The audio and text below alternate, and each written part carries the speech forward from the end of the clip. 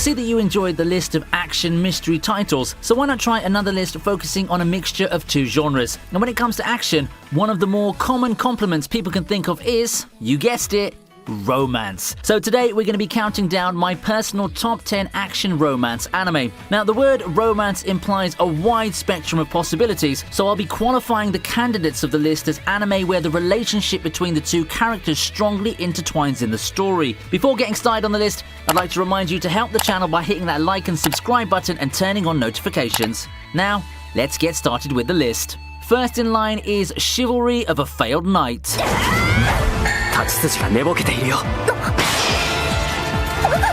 Before isekai took over the anime world like it does so now, the genre that was polarizing the anime world a decade ago was the Battle Academy harem. Infinite Stratos got the ball rolling, and as you've got stuff like Absolute Duo, Undefeated Bahamut Chronicles, Blade Dance of the Elementailers and the like, I enjoyed a whole lot of them unironically, although I'd admit that most of them were just popcorn entertainment at best. However, among them was a standout title that some people from those days still remember fondly, and that is Chivalry of a Failed Knight. Well, why is that so? Maybe because it kind of subverts some of the usual tropes that we've seen from the genre already, such as the main character picking a girl to be his romantic partner early. The character development bits also felt a bit different from the usual Battle Academy harem due to such dynamics, and while it ultimately still takes the form of a Magic Academy harem, it has its own unique perks that help it draw much critical acclaim relative to its peers.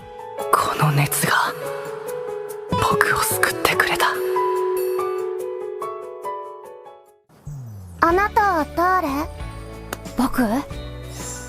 僕の名前は Darling in the Franxx has probably become one of the most polarizing shows among the well-renowned Trigger library, and it's also a show that I personally enjoyed watching a lot, and that's saying something, since I'm not that much of a mecha fan. But when you think about it, is the mecha really the main draw of the series? I personally classify Darling in the Franxx as a romantic action series because the shonen-style romance just permeates the series so much. People get paired off and grow from each other, and a lot of the drama in the series stems from the shipping, let's be honest. Quite frankly, the romance is also one of the main causes of the series' controversies.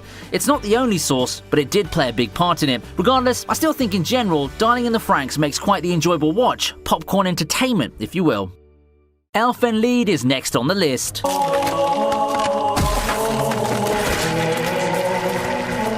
A classic that's still being talked about to this day, Elfen Lied is one of the most popular anime that set the foundation for the psychological genre, at least in the mainstream point of view anyway. In contrast to a lot of the anime in its era, Elfen Lied is quite serious, mature in its themes, and a little bit more violent. A lot of people put Elfen Lied in high regard, something which I feel holds some weight if we're being honest. It's a very visual anime, and it comes with an overall haunting presentation. Once you get past this initial dose of violence, you get sucked into a story that's more dramatic with the sad backstories. It also presents the tale of Lucy and a struggle to prevent herself from reverting to the being she once was. I do have to give out some content warnings, however. With its violence and nudity, I don't think that the series is everyone's cup of tea. Still, I'd say that the anime can't become what it ultimately is without the violence to drive the point home.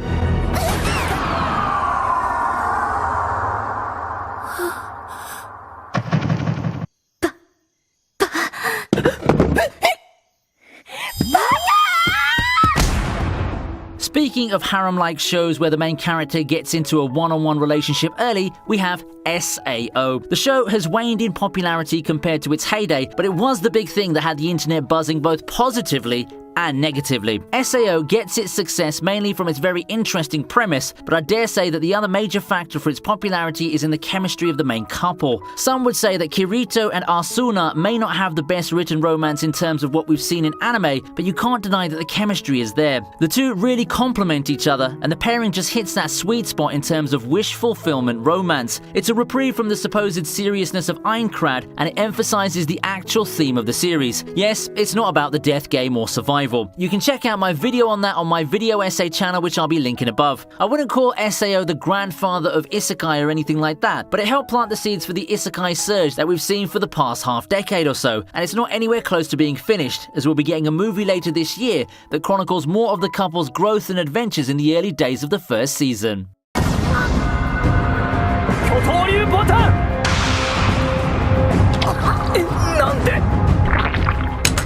Next in line is Katanagatari, and no, this series has nothing to do with Monogatari except for having the same author. I highly considered adding Monogatari in this list, but I feel it didn't make the cut because it doesn't have enough action. Anyway, where were we? Alright, okay, Katanagatari. When I first saw Katanagatari, I wasn't sure what to make of it. First thing that would stand out is the visuals, something that seemed completely unique given the state of anime as a whole at the time. Not helping with the Monogatari comparisons is the fact that Katanagatari is also a series with lots of emphasis on dialogue. It's filled with witty and engaging conversations that could be a mixed bag, especially for those wanting more action. Given the nature of the series, with its main focus being the gradual development of Shichika and Togami's relationship, such a trade-off doesn't feel so bad after all. Overall, for those who want quite the flamboyant tale of romance and swords, Katanagatari is something that you really do need to consider. Up next is 7 Deadly Sins. メリオダス。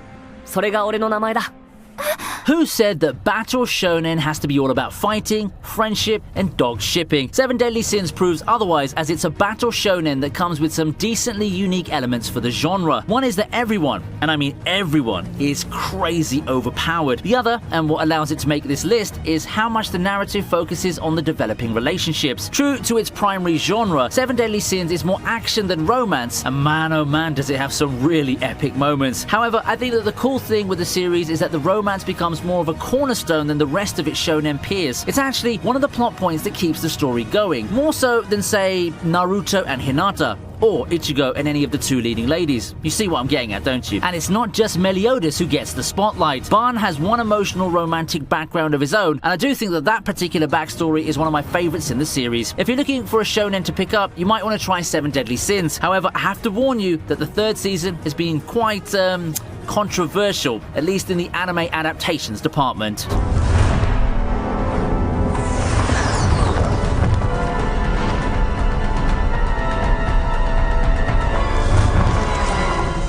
You probably didn't expect a classic anime movie from the dawn of the millennium to appear all of a sudden on this list, but I think that the second movie for Vampire Hunter D is one of those oldies that have aged rather beautifully. When you look at the synopsis, you could feel that it's nothing too special, but for its time, Vampire Hunter D was a very influential relic of its time. Its story also holds up decently now, playing out like a good old Castlevania game or something. The story is streamlined and simple, but it does come with some twists to catch the audience off guard. It's a movie that's filled with action, intertwined with a surprisingly complex romantic plotline, at least in relation to your typical expectations for something that's like anime Van Helsing. If you're looking for an anime movie to watch over a weekend, you should try this one out.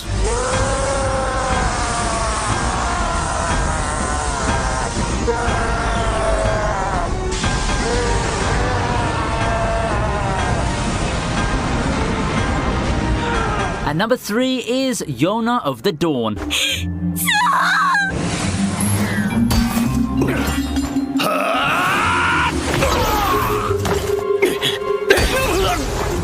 Period dramas can be considered quite a mixed bag in anime. I wouldn't say that I'm a huge fan of them, but there are some that I truly enjoy for a reason or two. Among those, Yona of the Dawn is one of my favorites, and I think that it's a very underrated show that more people need to watch. Yona of the Dawn is one of the best coming-of-age stories that anime has to offer while making use of the kingdom setting. We all know those ambitious shows that more or less give fuel to the camp that praises anime as art. You know, those Violet Evergardens, those Your Names and such. That's understandable that we don't see Yona get talked about in the same capacity, but I think that this tale of a princess having a life turned upside down and then being faced with the realities of a kingdom is probably just a step or two beneath those shows I've just mentioned. The animation is awesome, the storytelling is superb, and the character dynamics and the eventual romantic developments are all amazing. Yeah, I've vouched for this show before, and I still think it's one of those must-watch shows if you're into the genre.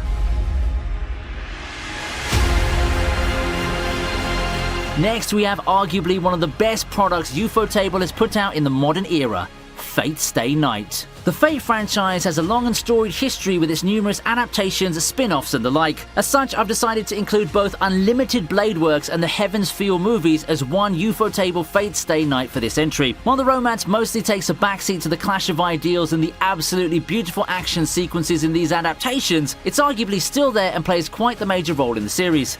That's to be expected, considering the nature of the source material. Between the two, I'd put Heaven's Feel as the one with more emphasis on the romantic side of things. In fact, it's Shiro's relationship with Sakura that plays such a large part in moving the plot forward and directing him to his chosen path in the Heaven's Feel movies. It was a conflict between his ideals and his love that ultimately becomes the theme of the 3 movies, and it's something that you really have to watch unfold with your own eyes.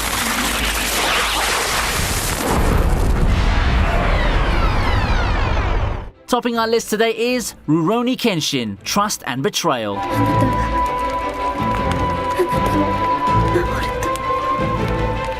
One of the mini-series that made a mark in my heart is the 4-episode OVA of Rurouni Kenshin. It's a detailed look at the backstory of the man that we'd come to fear as Bartosai or love as Kenshin. In contrast to the TV series, Trust and Betrayal is considerably darker and more mature in its dramatic stakes, and this can be seen in its art and presentation overall. This mini-series also tackles the relationship between Kenshin and Tomoe, one of the most gripping stories of unlikely romance in anime. It just works so well with the dark and brooding overtone that the OVA is made with, and it overall helped enhance what's already an engaging story of love and redemption, just taking it to another level. Rurouni Kenshin, the main series, is already considered by many to be one of the masterpieces of shonen anime, at least before filler hell took over. Trust and Betrayal ups the ante, drives up the dramatic stakes, and gives us a very clear look at the prelude to one of anime's most beloved characters in Kenshin, making this an absolute must-watch for both fans of the series and those looking for a great anime that combines both heart-pounding action and intriguing romance.